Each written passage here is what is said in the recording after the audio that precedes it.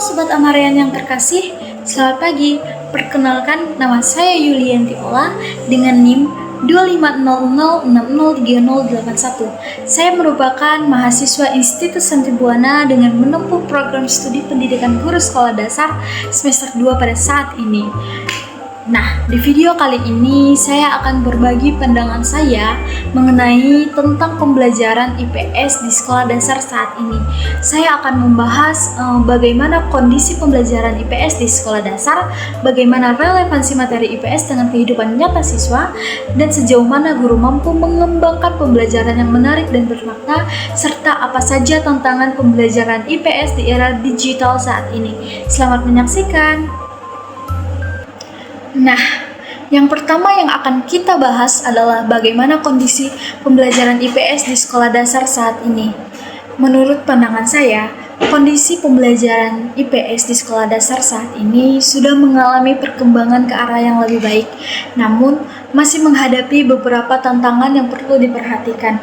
Di satu sisi, pembelajaran ilmu pengetahuan sosial mulai bergerak ke arah yang lebih modern dan bermakna.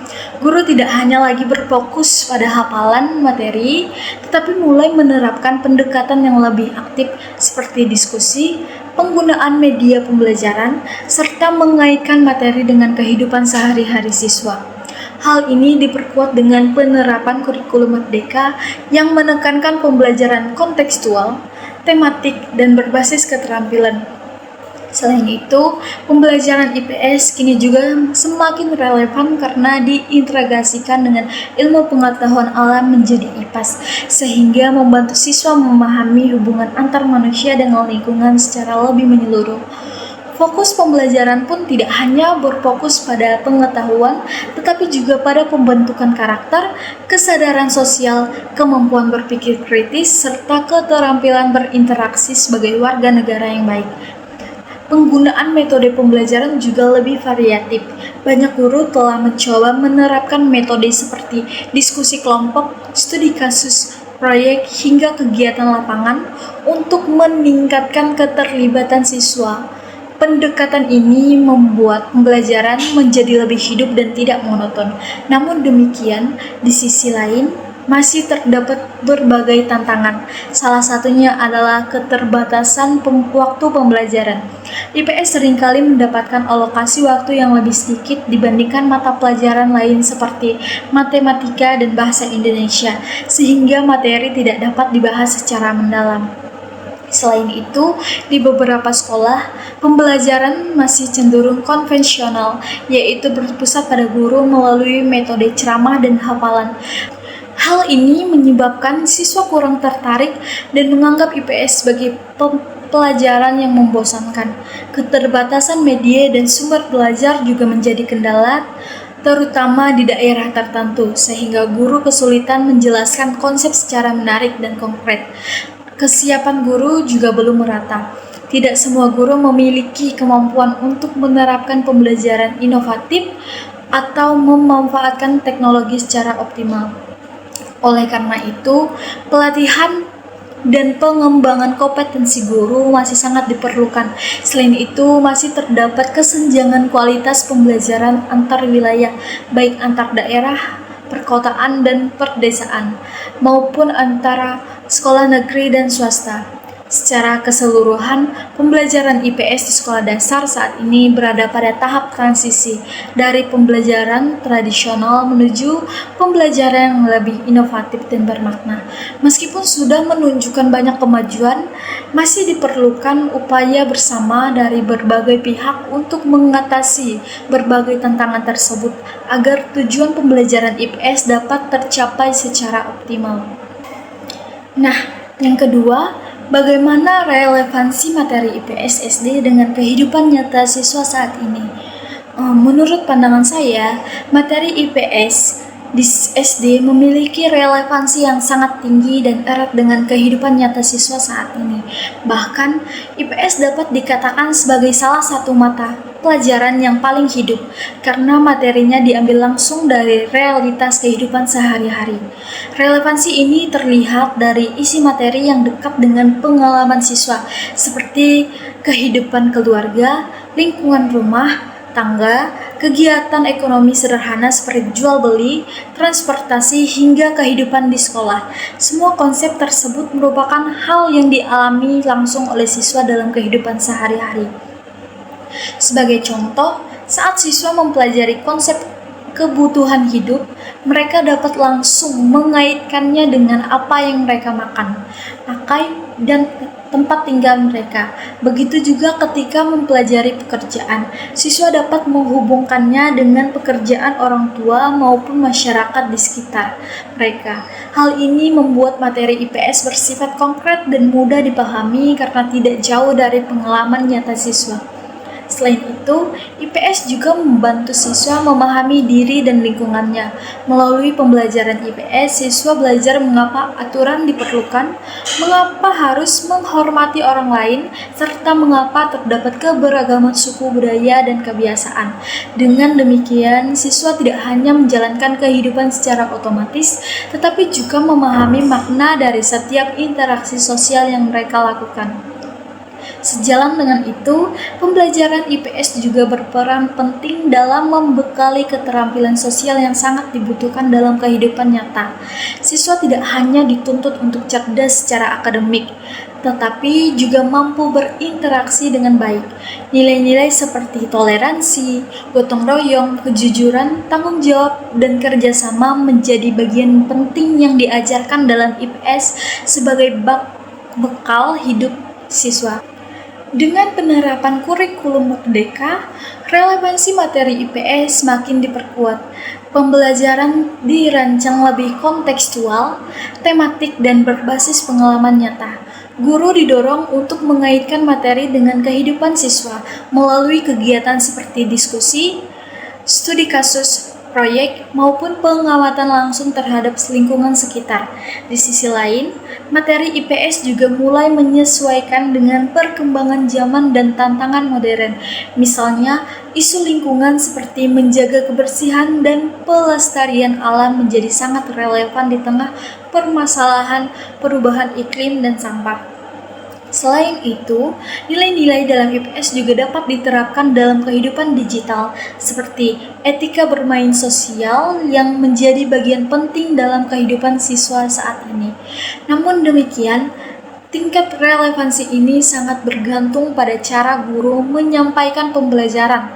Jika pembelajaran masih berfokus pada hafalan, maka materi yang seharusnya dekat dengan kehidupan siswa bisa terasa jauh dan kurang bermakna. Sebaliknya, jika guru mampu mengaitkan materi dengan pengalaman nyata siswa, maka pembelajaran IPS akan menjadi lebih menarik, hidup, dan mudah dipahami. Kesimpulannya, materi IPS di SD sangat relevan dan aktual dengan kehidupan nyata siswa.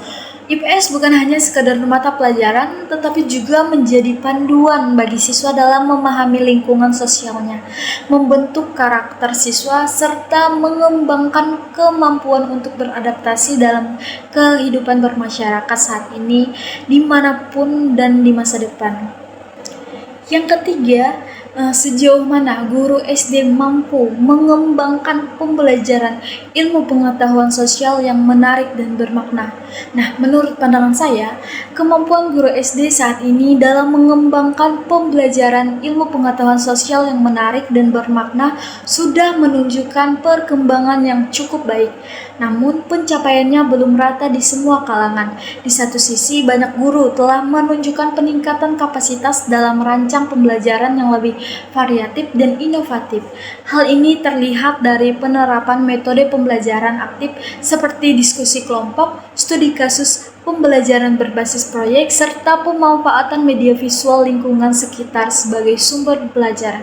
Guru juga mulai beralih dari pembelajaran yang berpusat pada guru menjadi pembelajaran yang berpusat pada siswa.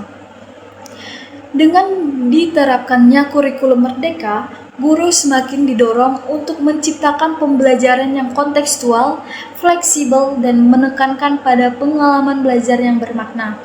Guru yang adaptif dan memiliki kemauan untuk terus berkembang umumnya mampu mengaitkan materi IPS dengan kehidupan sehari-hari siswa, sehingga pembelajaran terasa lebih hidup, relevan, dan mudah dipahami. Namun demikian, kemampuan tersebut belum dimiliki secara merata oleh seluruh guru. Masih terdapat sebagian guru yang mengalami kendala dalam mengembangkan pembelajaran yang inovatif. Hal ini disebabkan oleh berbagai faktor seperti keterbatasan akses terhadap pelatihan, kurangnya penguasaan teknologi informasi, beban administrasi yang cukup tinggi, serta keterbatasan fasilitas di sekolah. Akibatnya, di beberapa pembelajaran IPS masih cenderung bersifat konvensional, didominasikan oleh metode ceramah dan hafalan, sehingga kurang menarik dan kurang memberikan pengalaman belajar yang mendalam bagi siswa. Selain itu, kreativitas dan inovasi guru juga sangat diperlukan oleh lingkungan kerja dan dukungan dari sekolah. Guru yang berada di lingkungan dengan fasilitas memadai, kepemimpinan yang suportif, serta budaya kolaborasi yang baik, cenderung lebih mudah mengembangkan pembelajaran yang inovatif dibandingkan dengan guru yang berada di dalam keterbatasan sumber daya. Secara keseluruhan, dapat disimpulkan bahwa guru SD saat ini cukup mampu, tetapi belum optimal dan belum merata dalam mengembangkan pembelajaran IPS yang menarik dan bermakna. Nah, oleh karena itu, diperlukan upaya berkelanjutan berupa peningkatan kompetensi guru melalui pelatihan dan pengembangan profesional, penyediaan fasilitas yang memadai, serta pengurangan beban administratif agar guru dapat berfokus pada kreativitas dan pembelajaran. Dengan demikian, keberhasilan pembelajaran IPS tidak hanya bergantung pada kurikulum yang digunakan, tetapi juga sangat ditentukan oleh kesiapan profesional, kreativitas, dan komitmen guru dalam mengelola proses pembelajaran di kelas agar lebih bermakna bagi siswa. Nah, yang terakhir, tantangan pembelajaran IPS SD di era digital saat ini. Nah, menurut pandangan saya, pembelajaran ilmu pengetahuan sosial di era digital saat ini memiliki peluang besar untuk menjadi lebih menarik dan bermakna, namun juga dihadapkan pada berbagai tantangan yang lebih kompleks. Di satu sisi, perkembangan teknologi memberikan kemudahan akses informasi serta membuka peluang penggunaan media pembelajaran yang lebih interaktif, visual, dan kontekstual. Namun di sisi lain, terdapat berbagai hambatan yang perlu dihadapi agar pembelajaran tetap efektif dan memberikan dampak positif bagi siswa. Selain itu, tantangan utama adalah kesenjangan infrastruktur dan akses teknologi. Tidak semua sekolah memiliki fasilitas yang memadai seperti perangkat komputer, proyektor, atau akses internet yang stabil. Hal ini menyebabkan ketimpangan antara sekolah di perkotaan dan daerah terpencil, sehingga tidak semua siswa mendapatkan kesempatan yang sama dalam memanfaatkan teknologi. Keterbatasan ini juga menghambat guru dalam memaksimalkan penggunaan media pembelajaran yang interaktif. Selain itu, kesiapan dan kompetensi guru juga belum merata. Meskipun banyak guru mulai beradaptasi, masih terdapat sebagian yang mengalami kesulitan dalam menguasai teknologi informasi dan komunikasi. Kurangnya pelatihan yang berkelanjutan membuat guru kurang percaya diri untuk mengintegrasikan teknologi ke dalam pembelajaran. Tantangan terbesarnya bukan hanya soal mampu mengoperasikan alat, tetapi bagaimana merancang pembelajaran yang lebih tetap kontekstual dan bermakna, bukan sekedar formalitas. Tantangan berikutnya berkaitan dengan perubahan pola belajar dan karakter siswa. Siswa SD masih berada pada tahap perkembangan yang membutuhkan pengalaman konkret dan interaksi sosial langsung. Penggunaan teknologi yang berlebihan justru dapat mengurangi interaksi nyata dan membuat pelajaran menjadi kurang mendalam. Selain itu, kemudahan akses informasi menimbulkan tantangan information overload, sehingga siswa perlu dibimbing untuk mampu memilah informasi yang lebih benar dan mengembangkan kemampuan berpikir kritis. Di satu sisi, nilai dan karakter era digital juga membawa tantangan tersendiri.